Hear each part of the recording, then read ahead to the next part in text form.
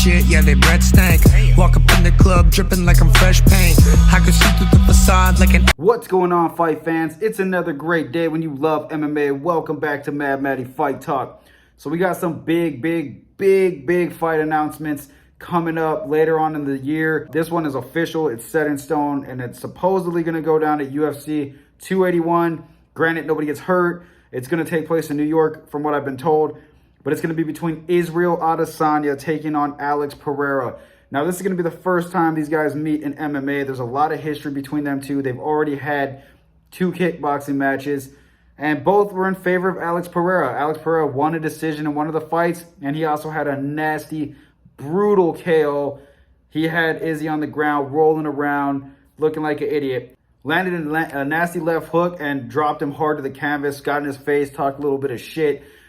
I like this matchup. This is very intriguing for me because, one, Israel Adesanya, he's extremely dominant. He's 23-1 with 15 KOs. The guy's a really good champion, but as of late, he seems like he's taking his foot off the gas. He seems like I feel like he thinks he's so good that he can kind of just pick his opponent apart, do the bare minimum, not take damage, which obviously as a fighter, you don't really want to go your career taking damage, and kind of just pick his opponents apart and win the points. And if they can bring it to him, then he'll fight. But he hasn't had to do that. Cannonier was his last opponent that he faced. It was a pretty boring matchup. I wasn't too impressed with the performance. I mean, he did what he needed to do to win. He played great defense. Cannonier has heavy hands, and he didn't let Cannonier really land anything. If you're an opponent facing Izzy, you got to bring the fight to him. And he's faced guys who do that, like guys like Robert Whittaker, who are very dominant fighters as well, and just couldn't find the success to beating him. I mean, everybody thought maybe they could follow the game plan that Jan Blachowicz did when Izzy went up to light heavyweight, which he was well under the light heavyweight limit and didn't do anything impressive. He got taken down, held down, and neutralized his stand-up. Jan Blachowicz did a great job doing that. And people thought maybe they could mimic that. Guys like Marvin Vettori, who also didn't have any success doing that as well. Izzy has 2 wins over Vettori, 2 wins over Whittaker. The only guy to really force Israel Adesanya to bring out the best of him was Kelvin Gastelum. Gastelum brought the fight to him, and if you guys all remember, it was one of the best fights we've seen, especially for a title at middleweight. It was back and forth.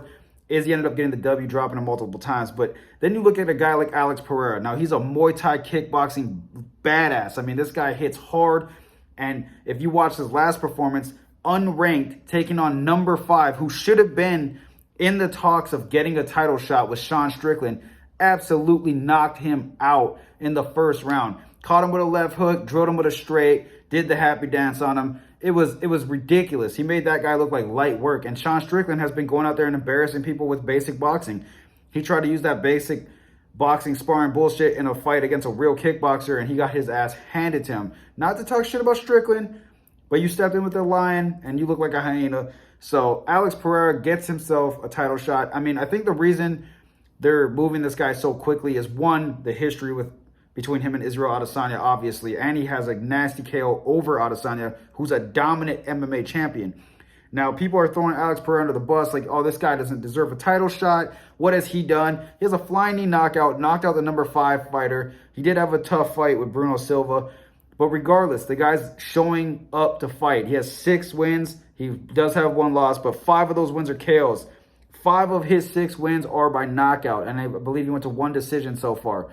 So listen, guys, these 2 dudes, Alex Periera is going to bring out the best in Israel Adesanya, because Adesanya likes to sit back and bank on the fact that his opponents don't want to fight him. He likes to sit back, wait for them, and then counter them, and he's just been chilling lately. Alex Periera is going to bring it. He's going to force the fight. He's going to make Israel Adesanya fight. So I'm very interested to see what happens with this. I'll be doing a breakdown on the fight later on as it gets closer, but UFC 281 so far is where that fight's going down. Other big fight news announcements, that supposedly from the agent of Dustin Poirier, this is heavily being worked on and targeted for that same fight card, UFC 281, and it's Dustin Poirier taking on Michael Chandler. This is a fucking great matchup in the lightweight division. 2 killers, 2 legends of the sport. I cannot wait for this matchup. I hope it gets finalized. These guys got a little bit of bad blood brewing. They got in each other's face at UFC 276. Poirier was talking a lot of shit. Chandler was talking shit back. Now, all of a sudden, they have a fight being targeted. I think Dustin Poirier's feelings got hurt because Chandler was talking about how he wants to fight all of these other contenders except Dustin Poirier. He did not bring his name up. I don't know if he took that as disrespect or he smelt fear, but he started, calling Chandler's name like, hey, man, why don't you throw my name out there, you little bitch? Like, I'm trying to fight you, pulling the Nate Diaz on him. Chandler seems like he's engaging now and seems like he's down to prove a point.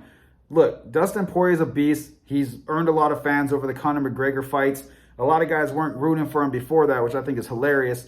Dustin Poirier's been a dominant guy. He has wins over like Max Holloway. He had a war with Dan Hooker. You should obviously know who this guy is. Michael Chandler is a Bellator legend. That guy fought in Bellator for a long time, moved over to the UFC, and he's had some success. He was the closest person to knocking out Charles Oliveira.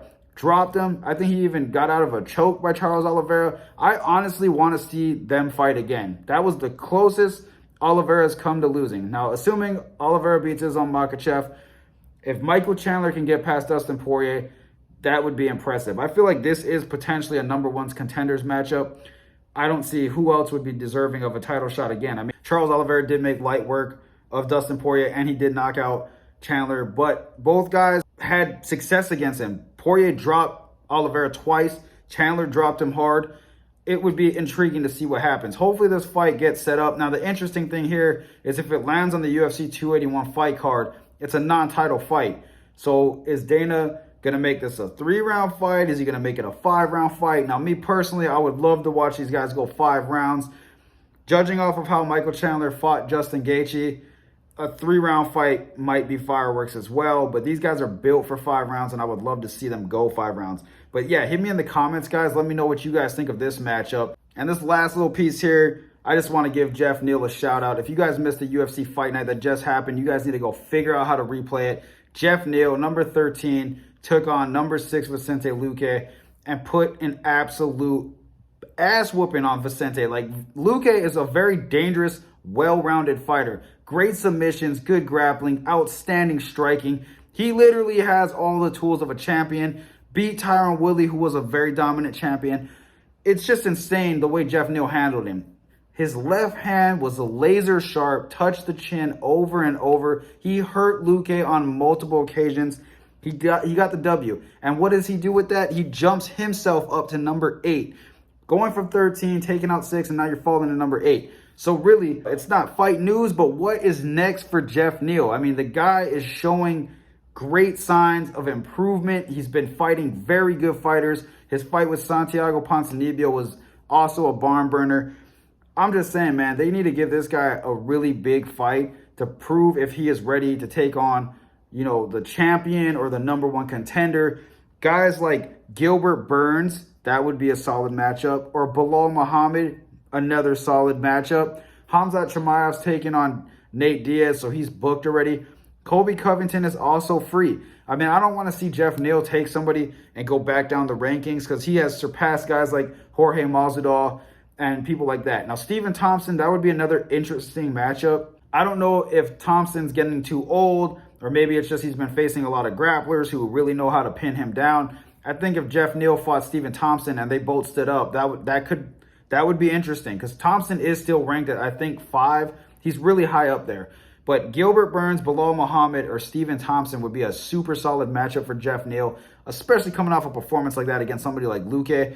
I would be interested to see what would happen against Burns and Muhammad, especially. Stephen Thompson, I feel like he would implement a lot of wrestling in that fight because it's shown to have success against him. But yeah, guys, hit me in the comments. Let me know what you guys thought about that Vicente Luque fight and who do you think Geoff Neal should be taking on next, because he is rising as a top contender in my eyes.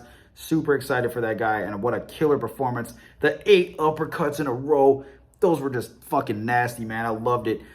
Anyway, thanks for watching my video. Don't forget to like, hit the bell icon to be notified when I drop more content. Hit me in the comments. Let me know what you guys think about these matchups, and I will see you on the next one. Haters talking shit, yeah, they breath stank.